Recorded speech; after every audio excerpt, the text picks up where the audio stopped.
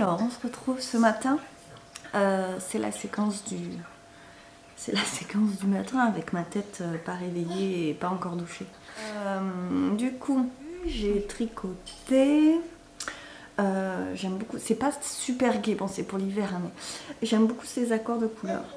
Donc, en fait, là, je suis en pleine réflexion, comme je vous dis, pour la suite. Je travaille sur la collection hiver. Et en fait, l'hiver me prend la tête toute l'année. Donc, c'est pas facile. Et au stade où j'en suis là, on est le, je sais plus, le 4 ou 5 août. Et on est le 4, je pense. Et normalement, je devrais être plus avancée que ça sur mes collections de bonnets. Mais bon, je suis toujours à la bourre. Et on a vu pire. Voilà. Donc là, c'est un nouveau modèle. Parce que, en fait, ce sont des choses que je vends en direct.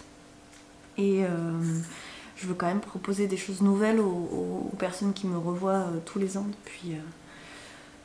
depuis 4 ou 5 ans ici où je suis là.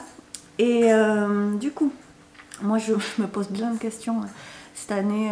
En plus avec le Covid, j'avais commencé à planifier des ventes à domicile juste avant que tout ça commence. Donc j'ai complètement arrêté. Généralement je fais aussi beaucoup de petits marchés de Noël. Je dis petits parce que c'est très local et c'est souvent des associations qui les organisent et c'est mes préférés.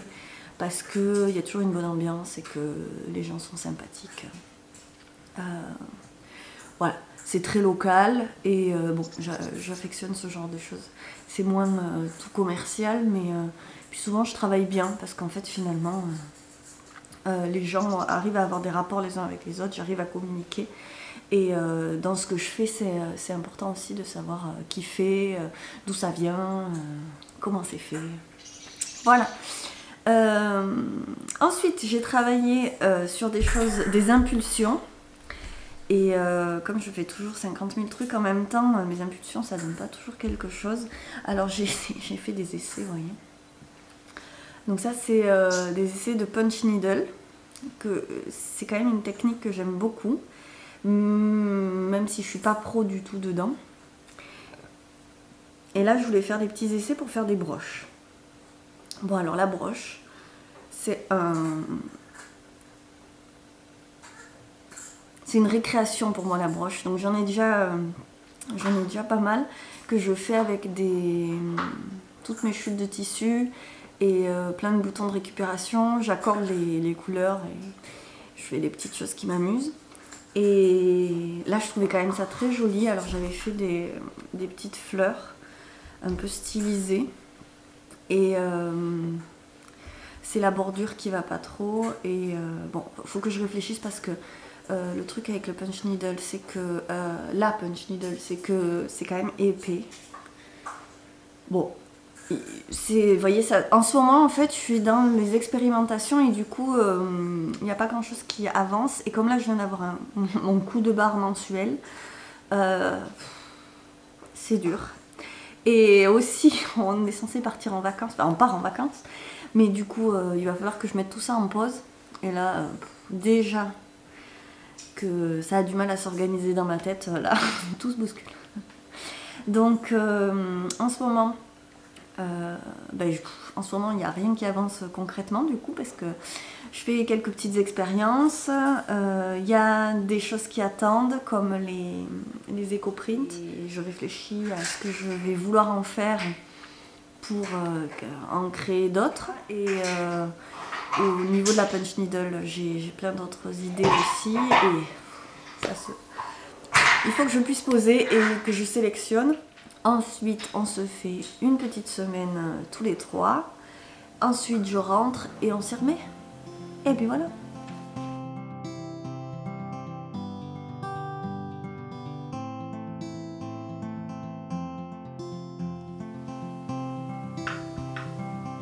Voilà, donc j'ai un petit peu rangé là mes échantillons. Alors ce sont des échantillons de drops. Donc, vous voyez Puna R, Alpaga Silk et la bouclée que j'ai jamais testé en fait, mais je voulais voir ce que ça donnait. justement, dans les différents coloris. Donc en fait, pour ce que je tricote pour l'hiver, j'utilise pour l'instant de la Drops parce que le rapport qualité-prix est imbattable. Alors j'adorerais pouvoir tricoter de la laine française. Ben oui, mais bon, pour l'instant c'est pas possible. J'ai pas trouvé ce qui me permettait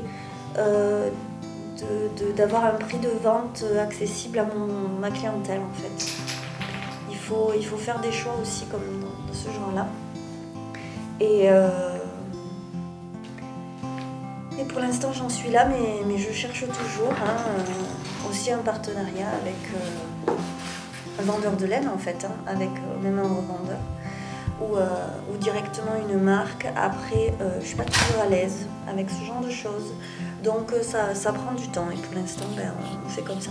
Donc j'aime beaucoup la R, même à titre personnel. Je m'étais fait mon miroménil dans le bleu, et avant j'avais déjà tricoté un autre pull en bleu, et là j'avais acheté donc beaucoup du vert. À la base c'était pour moi, et puis finalement j'en ai fait mon nouveau modèle donc, que j'ai fait en vert. Je ferai des versions bleues et j'en ai fait aussi en alpaga silk. Alors l'alpaga silk, je l'aime vraiment beaucoup, je me suis beaucoup tricotée pour moi aussi. D'ailleurs il y a pas mal de couleurs. Et bon, celle-là j'ai pas fini de la tricoter. Moi je suis pas très mohair, et pour vendre encore moins, parce que les gens sont déjà assez réticents au côté grattant de la laine. Donc je préfère éviter le mohair qui moi me démange un peu.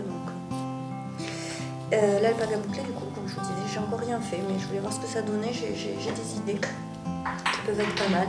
Et puis après il y a la puna. Alors il n'y a pas grand chose là parce que je la connais bien la puna, mais j'avais pris des échantillons, donc c'est sur Calidou que je commande souvent, pas toujours, mais l'avantage c'est que en fait vous avez en fonction de combien vous commandez, vous avez tant d'échantillons disponibles. Donc voilà, de très jolies couleurs, et ça c'est 100% alpaga et c'est de la déca. C'est une déca assez fine, je trouve, mais que je tricote souvent en double.